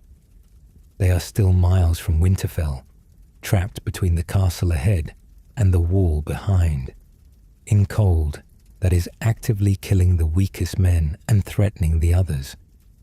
Stannis' commanders plead with him to retreat to the wall, wait for spring, rebuild, come south again when the ground is passable and the men are not dying of exposure in their tents. He refuses. He walks the camp, not from behind the walls of a warm command tent, in the camp itself, among the soldiers who are stamping their feet and wrapping themselves in every layer they have, and looking at the sky for breaks in the cloud that do not come. He is present and entirely unwilling to pretend the situation is anything other than what it is. He tells no comfortable lies. He simply appears in the cold, in the dark, in the snow, and by appearing communicates that if he is still here, there is still a purpose to being here. Some sellswords desert in the night. They slip away with their horses, which are cavalry assets, but also, at this stage of dwindling supplies, food. The loss is material and morale-destroying simultaneously. Stannis' outriders catch them, and he has them hanged. The situation does not improve. It deteriorates in the methodical way that extreme cold deteriorates everything. Slowly at first, then faster, the body's reserves running down, the gaps between supply and need widening beyond what can be bridged by willpower alone. Men die. Stannis' commanders come to him again. They make the same argument with greater urgency. Retreat, please. There will be another season, another chance, another window to take Winterfell when the conditions allow it. He refuses again. The stubbornness that held Storm's End for a year is the same stubbornness that is killing men in this field. The refusal to retreat that makes him the most reliable commander his soldiers have ever served is the refusal to retreat that is costing those soldiers their lives in increments. Whether this consistency is virtue or cruelty depends on one thing: whether it achieves anything in the end. He stands in the camp with his army dying around him and does not go backwards. He has never done it. He holds what he holds until he cannot hold it anymore, and he will not declare that point until it arrives beyond any possible denial. The snow falls. The fires in the camp burn lower as the wood runs out. The men grow thinner. And in the camp, beside her father's siege, Shireen Baratheon reads her books and waits, as she has always waited, for whatever comes next. She trusts her father. She has always trusted her father, in the uncomplicated way of children who see in a parent's consistency, even a hard, cold consistency, something that feels like safety. She does not know what is coming. The Lord of Light's servant is watching the snow and watching Shireen, and waiting for the moment when Stannis runs out of alternatives. That moment is very close. Melisandre comes to Stannis. The army is dying in the snow. The men have been standing in drifts for days that have become weeks, moving shorter distances with each passing day until movement has stopped entirely. The food is running low. The cold is not. The Boltons are in Winterfell, warm and supplied, and the gap between where Stannis is and where he needs to be is not closing. She comes to him with the only answer she has left. The Lord of Light requires a sacrifice of royal blood, not the symbolic gestures of leeches, not the ceremonial use of a boy's blood taken without lasting harm. A life, a true sacrifice, the full payment, offered to the fire in exchange for the miracle the army needs. She names Shireen, Stannis' own daughter. Stannis sends Davos away first, He gives him a mission. Ride to Castle Black, request food and supplies. It is a real mission. The camp genuinely needs food, and Davos is genuinely the right person to make the request. It is also a removal. Davos would die to prevent this.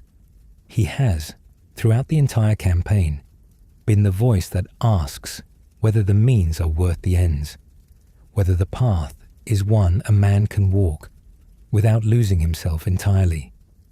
He cannot be present for this decision. Stannis removes him.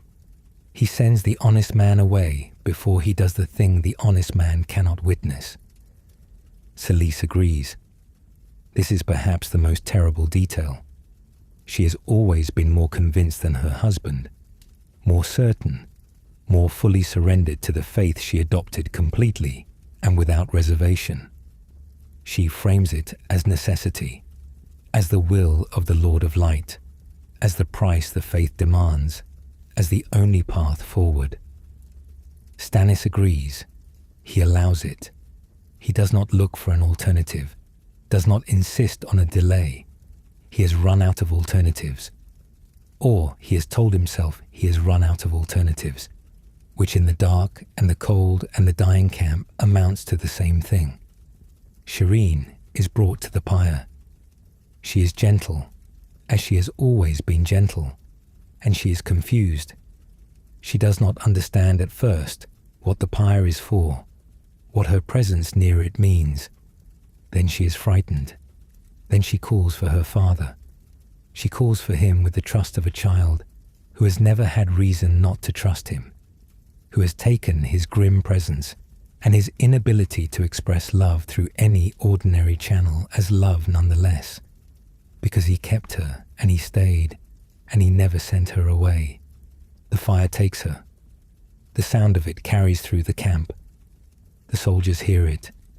Men who have marched from the wall in the cold, who have watched their companions die of exposure and hunger, who have followed Stannis through every hard thing he has asked them to follow him through because the certainty of his leadership gave them something to anchor to in the dark.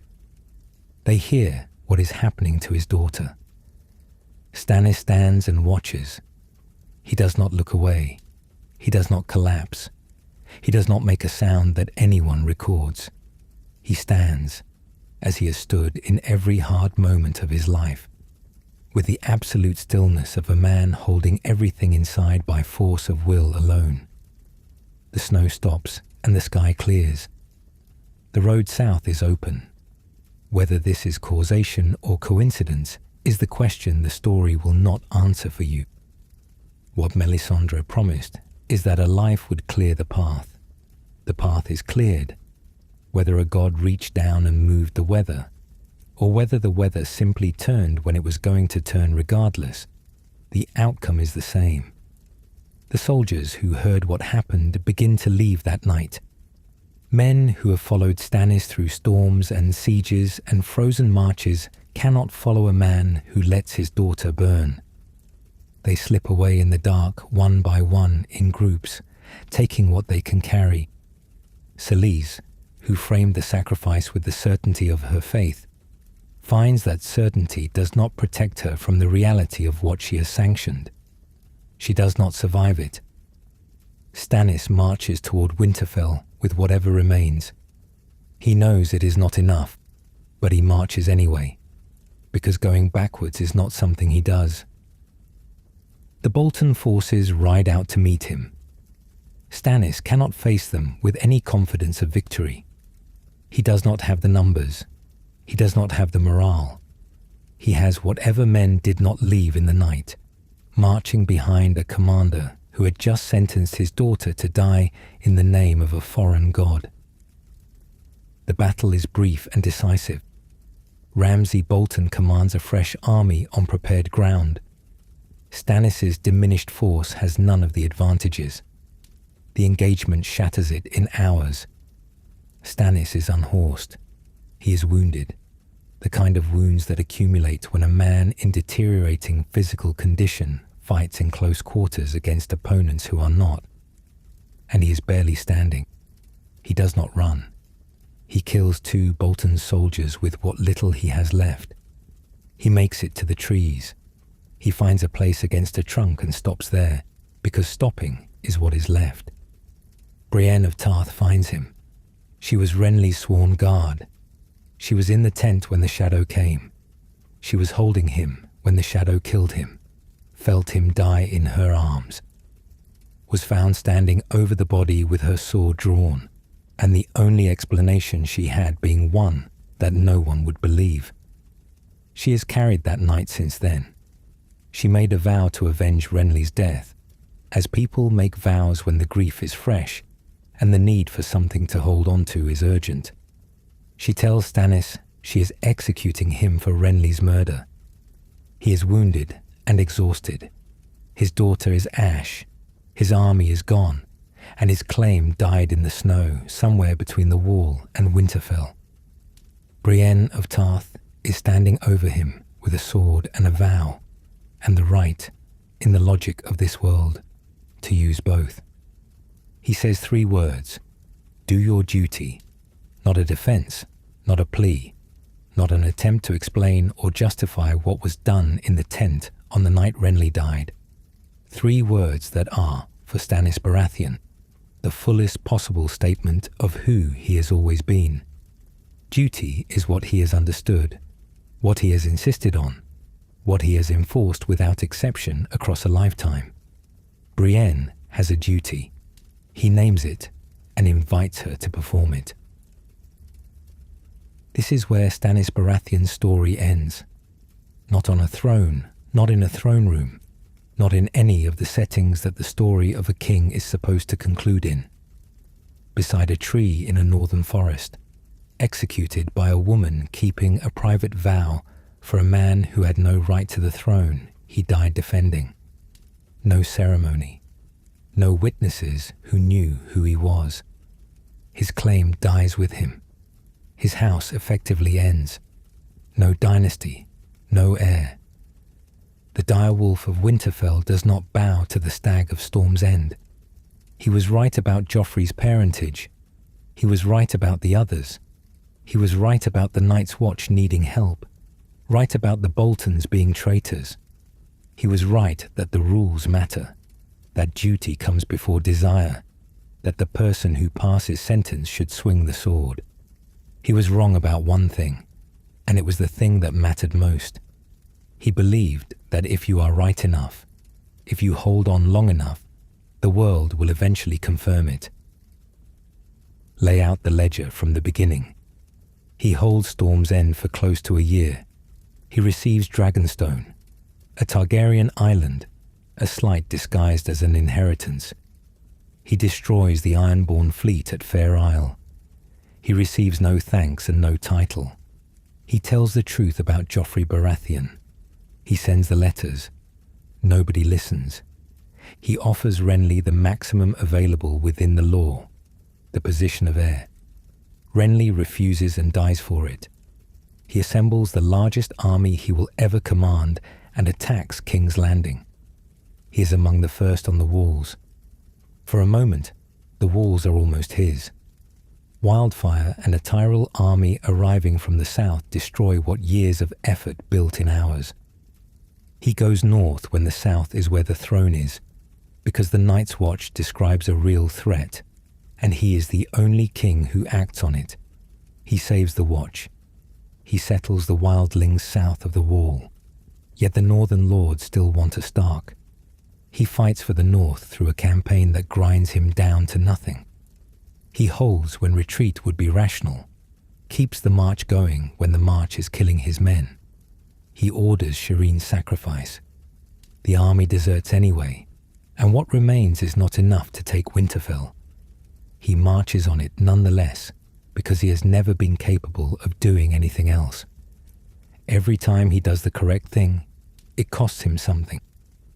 Every loyalty he earns is tested until it breaks. Every law he defends fails to protect him in return. The character of Stannis is used to ask a specific and uncomfortable question that the story refuses to answer cleanly. What is the value of being right in a world that has decided It does not care. The story is full of characters who compromise their principles and prosper. The Lannisters, who win through gold and murder, and the willingness to do what the situation requires without troubling themselves with the morality of their actions. Littlefinger, who has no principles to compromise and therefore never has to, who moves through every event like water through stone. Stannis insists on solving that question. He insists across a lifetime, across every setback and defeat and accumulating cost. He insists that gap between what should happen and what does happen can be closed, if the person is rigorous and consistent enough. And he is still wrong. Not about the others. They are real. Not about Joffrey's parentage. It was as he said. He's wrong about the one thing that his entire life rested on, the belief that the world, eventually, rewards the person who is most right, that justice, pursued hard enough and long enough, arrives. Davos Seaworth survives. He comes back from Castle Black to find the camp destroyed and the army gone. He carries Stannis forward. Not the name or any of the political apparatus of the crusade that failed. He carries the quality underneath it. The willingness to say the uncomfortable true thing in a room full of people who would rather not hear it. The instinct to fight for people who do not have anyone else fighting for them. When he advocates for Jon Snow in front of the Northern Lords, when he stands in powerful rooms and argues for the living against the dead, refusing to be silent when silence would be safer, he is doing what Stannis always did. Davos is the best of Stannis, surviving after the worst of Stannis has done its damage. He is Stannis' legacy, the one honest man that Stannis, who could not make people love him, somehow made loyal enough to outlast everything. Winterfell is eventually retaken by the Starks. The Boltons are destroyed. Northern independence is eventually restored. Many of the things Stannis fought for come to pass, through other hands, in other battles, by people who are motivated by grief, loyalty, and love, with the fury of people who have been wronged beyond their capacity to forgive. Stannis gets no songs for any of it. There are no statues. In the crypts of history, where the people who change things are eventually remembered, there is no clear chamber for a man who fought the right war and lost it. The world moves on and achieves some of what he bled for, without looking back to acknowledge the blood. Let us return, at the end, to Dragonstone, the black castle on the sea, carved from ancient volcanic stone, shaped by Valyrian hands into something that has never been comfortable or warm. The gargoyles crouch at the battlements. The stone dragons coil around the towers. The wind off the narrow sea has no warmth in it. Stannis inherited this place as a slight. He was given it by a brother who had already decided who mattered more. He took it and made it his because that was the kind of man Stannis was. He lived in it for years, governing and maintaining and doing the unglamorous work of a lord, while the South forgot he existed. He left it to fight a war no one wanted to fight, for a crown no one wanted him to have, against an enemy almost no one believed was real. He died in the snow with no one who loved him watching. No throne, no crown, no victory of the kind that histories record. So it falls to us, dear listener, to remember him and the harsh lessons that his life taught.